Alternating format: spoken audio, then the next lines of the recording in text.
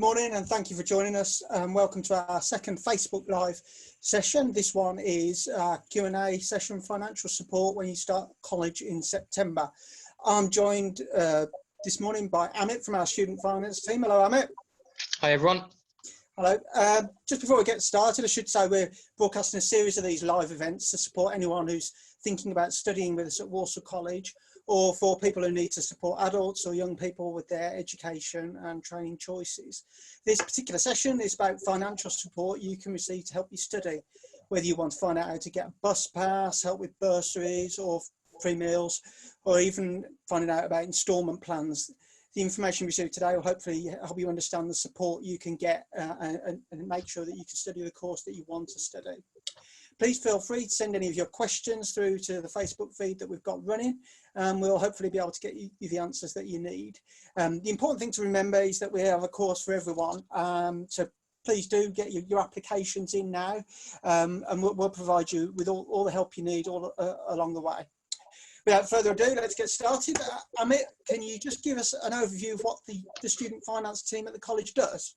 Yeah, so we operate the CAS desk, so the customer service, the student support desk across our campuses. So students can come to us for help with things like if they want to enrol, hand in an application for a course, apply for a bursary, get a bus pass, collect their exam certificates. We cover a wide range of support which students can get from us. Great, okay. And whereabouts can we find you at the college? So we're in the main atrium of all the campuses. So as soon as you walk in through reception, we're easily identifiable at all of the campuses. Great, okay. So I know a lot of people will be wondering if they can get help with bus passes and travel costs. What's the process for this, and how can they find out more? Yeah, so the first thing students need to do if they want any financial support is apply for a bursary. So applications for that will open in early August. Now, there are different components of the bursary, but the main criteria of eligibility that people have to meet is their household income. So for most people, the household income needs to be below £30,000. If you're 19 plus and living with parents, then it goes on your personal income, and then that needs to be below £10,000. So if they meet that criteria, students will be entitled to receive termly bursary payments. And those termly payments are determined based on what we assess your household income to be, because there's different thresholds to that. And as I said, they're paid at the end of every term. In order to receive a bus pass, students need to meet the criteria I just mentioned, but in addition to that, they need to live 1.5 miles or more away from the college or be on a placement as part of their course, which is more than 1.5 miles away from the course. As I said, applications open early August for next year, and they're all made online. We do have paper forms available when we go back to the college, obviously, if anyone has any specific need for a paper version of the form, but ideally all applications are online. And if I just add, any students who are returning to stay with us next year on the second year of the course or to a new level, they'll need to reapply again as well from August, as obviously we're entering a new year. Great. Okay. So all that information is on our website as well, isn't it? So you can go on the on the college website through the student support section, and there's all information about how you apply for those kind of schemes. How about free meals? I know if you're in school, you probably already get free meals. Can you tell us how we offer those and how you get a bit more information about that scheme as well? Yeah, so what we encourage people who want free meals to also apply for a bursary, because if you're eligible for free meals, you certainly fall into the criteria for a bursary to receive the support I've just mentioned. So in order to receive it, households must be in receipt of a qualifying benefit. Now that's things like employment support allowance, job seekers allowance, and income support. They're qualifying benefits. There are more as well, but those are the main ones that we find give people eligibility. In addition to that, they need to not have a household income of 16,190. So the income threshold is different for free meals to what it is for bursary. Households which receive working tax credits are unable to get free college meals. It's a disqualifying benefit, and free meals are only available to students aged 16 to 18 or those with an educational healthcare plan. Great, okay. And so where do you get your free meal when you're at the college? Where can you use the scheme? Yeah, so what happens is on your college ID card, you'll have a balance every day you're in college of £3.10. It's £3.10 at the moment. It may change, but £3.10. All you do is you use that in the canteens, in the Starbucks. You just pop your card in and they use it as though you're doing a card transaction in a shop. So it's all on your college ID card. Yeah, contactless, isn't it? And we've got canteens at all campuses, and also Starbucks at our Wisemore campus as well. So what about bursaries? A lot of people often ask us about what bursaries I can get to study. Can you say how you access those and who they're available to?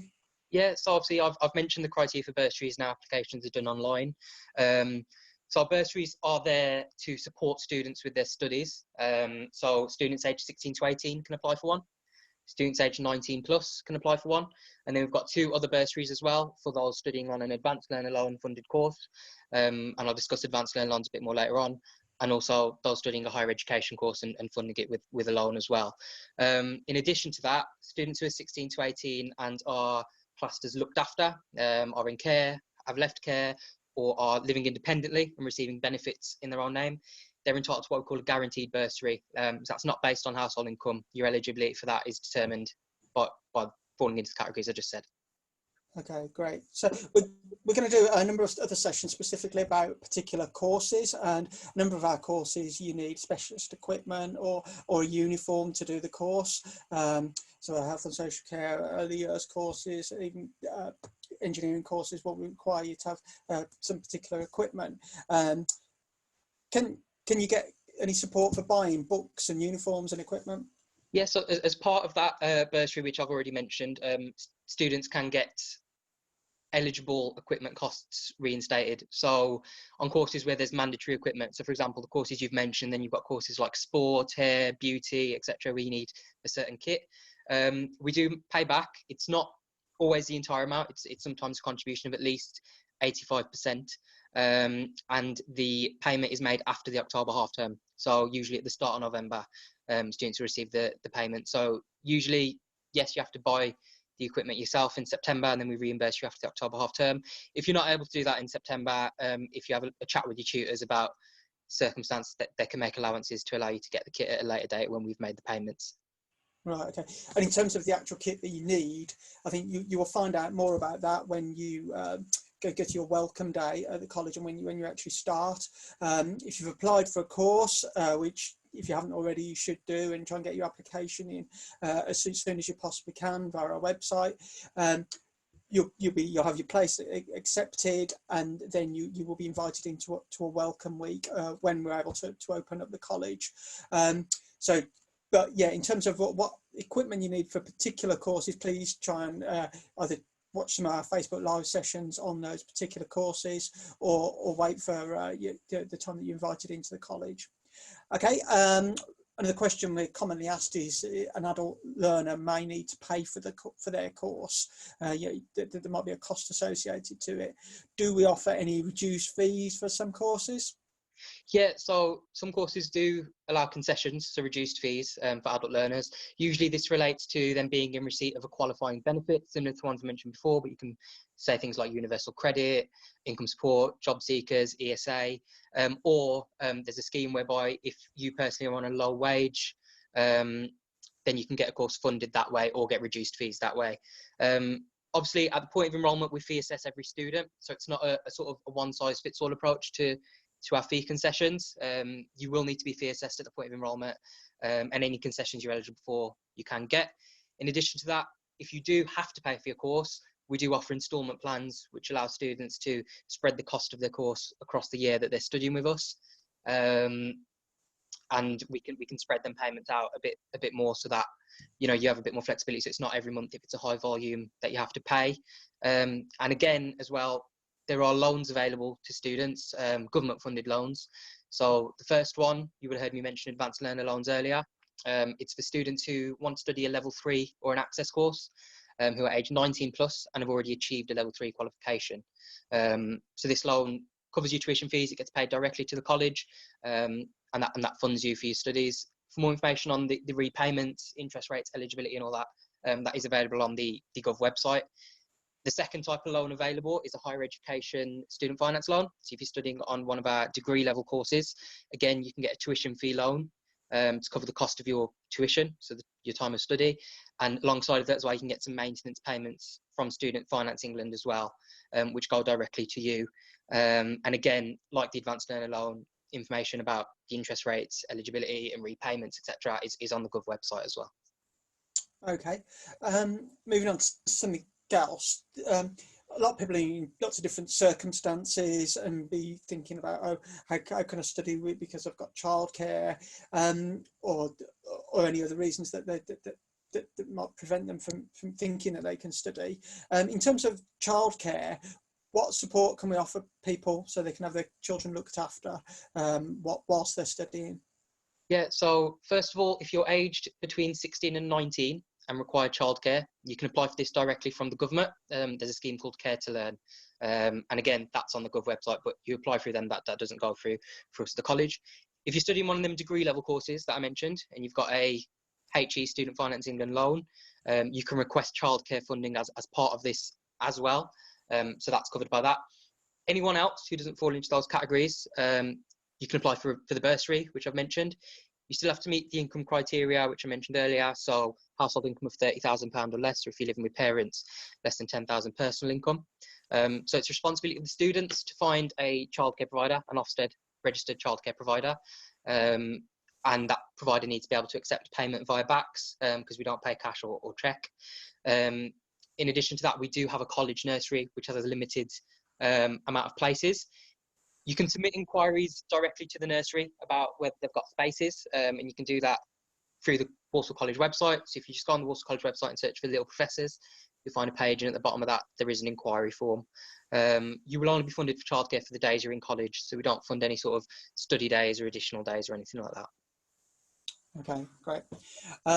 Also, what loans are available to people? I know you mentioned the advanced loan earlier, but what other kind of loans that can people get to help finance their studies?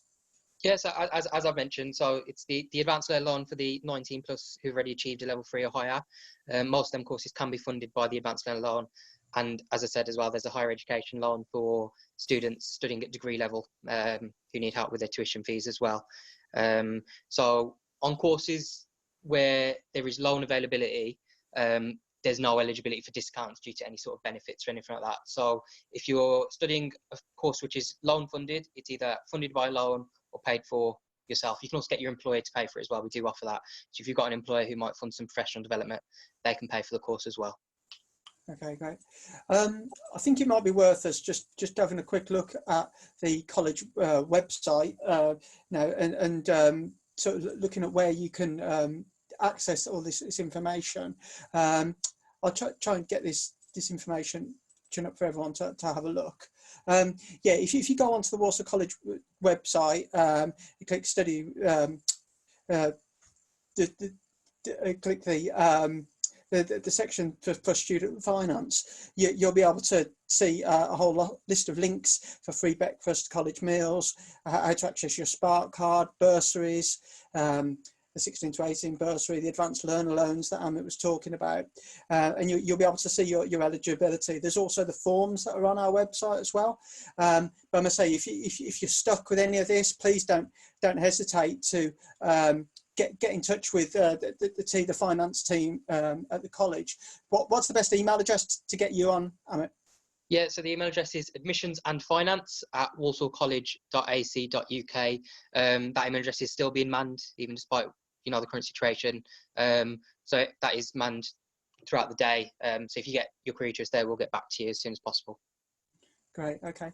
And yeah, of course, if you have any further comments that you want to make via Facebook, please ask away, and we'll get back to you either in the chat or direct message, because I mean, we appreciate people don't want to discuss their financial circumstances in the public domain, so it's always good to keep that information sort of a bit privately between us in an email or a direct message.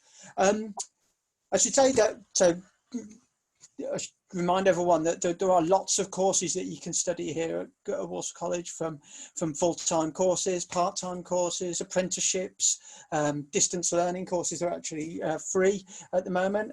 You can study right up to from entry level right up to degree level courses here at Walsall College, and also in a wide range of subject areas. And so you could be attending one of our campuses, or studying online, or in the workplace.